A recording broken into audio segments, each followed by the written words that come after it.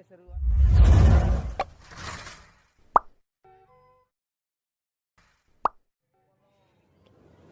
Sebelum menjadi desa Pegagan, wilayah ini dahulu kala terdiri dari hutan-hutan dan banyak rawa-rawanya. Karena hutan tersebut dipisahkan oleh rawa-rawa dan sungai, maka Sunan Gunung Jati memberi nama wilayah itu Pulau Raja. Kemudian setelah hutan-hutan dibabat dan dibakar, maka jadilah hamparan pesawahan yang sangat luas. Oleh penduduk tanah tersebut dijadikan lahan pertanian, disebut Pegagan, maka bermukimlah di pedukuhan tersebut banyak orang. Melihat kesuburan tanah di Pegagan dan luasnya lahan yang tersedia, maka banyaklah penduduk yang berdatangan untuk ikut menggarap sawah dan ladang. Lambat laun karena banyak yang bermukim di Pegagan tersebut, maka jadilah perkampungan yang disebut Kampung Pegagan, asal kata dari pegagaan. Untuk memimpin perkampungan yang disebut Kampung Pegagan tersebut, Sunan Gunung Jati menetapkan murid Mbahku Cirebon bernama Syekh Muhammad yang berasal dari Syam dan terkenal dengan sebutan Syekh Monggor. Namun Ki Monggor tidak lama menjadi Ki Gede daerah tersebut karena ia diminta pulang oleh kedua orang tuanya untuk menjadi pimpinan di negara Syam. Sebagai penggantinya, Sunan Gunung Jati menunjuk pati unggulannya yang bernama Ki Benjaran dengan gelar Ki Cangak Putih. Ia dibantu putrinya yang bernama Nyimas Ayu Kendini yang berwajah cantik. Beliau rajin membantu orang tuanya dalam mengolah sawah dan juga ikut meluaskan wilayah dengan membakar hutan sehingga wilayah itu semakin luas. Di samping itu, ia juga terampil mengatur tata praja. Maka tidak mengherankan apabila peran Nyimas Ayu Kendini semakin terkenal. Saking kagumnya penduduk terhadap Nyimas Ayu Kendini atas kepandaian dan kecantikannya, maka dijuluki bidadari Dewi Nawang Wulan. Pemandian Dewi Nawang Wulan sampai sekarang masih ada di komplek makam Benjaran, namanya Balong Widadaren. Wilayah Kampung Pegagan sangat luas dan memanjang ke barat sampai ke wilayah Panguragan, Blok Gempol Murub. Bahkan ada wilayah Pegagan yang berada di daerah Simbal, Cantilan, Jagapura yang luasnya kurang lebih 5 hektar. Hal ini disebabkan pembakaran hutan yang dilakukan oleh Nyimas Ayu Kendini yang apinya melesat terbawa angin dan jatuh di daerah Simbal. Sekarang wilayah tersebut sudah resmi masuk di wilayah Jagapura melalui musyawarah antar kuwu Pegagan dan kuwu Jagapura.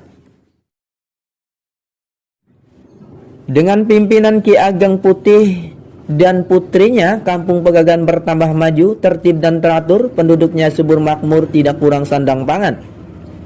Perkampungan Pegagan mempunyai 2 cantilan, yang pertama cantilan Duku dan yang kedua cantilan Kroya. Nyimas Ayu Kendini terkenal bukan karena pandai mengatur tata praja dan keterampilannya serta pertaniannya saja, tetapi juga karena kecantikannya, sehingga banyak pemuda yang tergila-gila pada putri Sekar Kedaton Pegagan. Di antara yang pertama-tama datang melamar ialah Raden Ambit. Lamaran itu langsung diterima oleh Ki Benjaran tanpa berunding dengan putrinya, padahal putrinya tidak mencintainya. Saat pernikahan akan dilangsungkan, Ki Benjaran serta orang-orang Pegagan sangat kaget karena putri Sekar Kedaton ada yang menculiknya. Tentu saja Raden Ambit sangat murka, tanpa basa-basi ia lalu mengejarnya.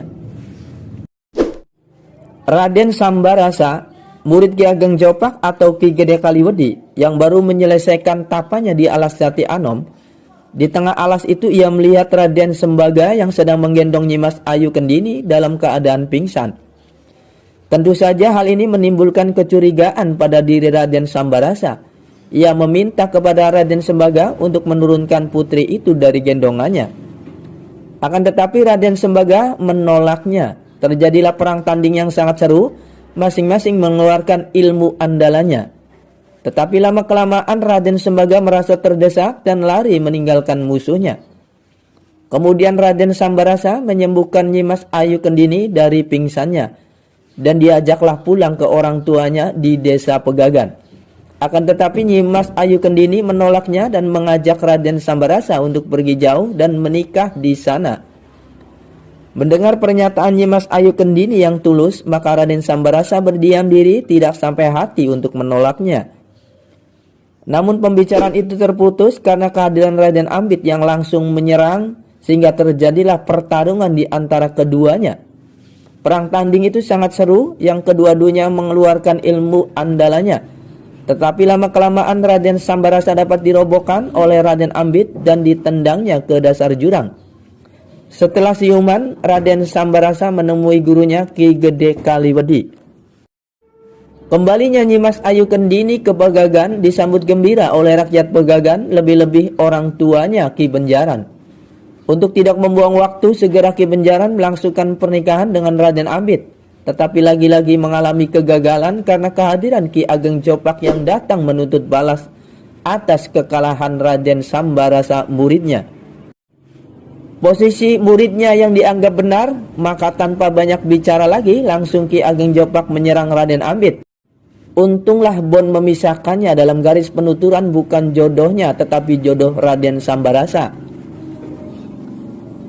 Di Keraton Kedaton, Sunan Gunung Jati kedatangan tamu dari tanah seberang yang maksudnya mau menjemput Ki Benjaran bersama keluarganya untuk dinobatkan menjadi raja di negerinya.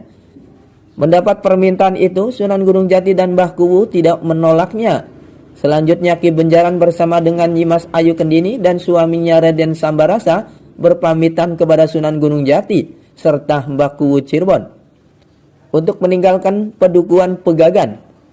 Adapun untuk kegedean Pedukuhan Pegagan diserahkan pada Syekh Magelung Saki yang ada di Pedukuhan Karangkendal.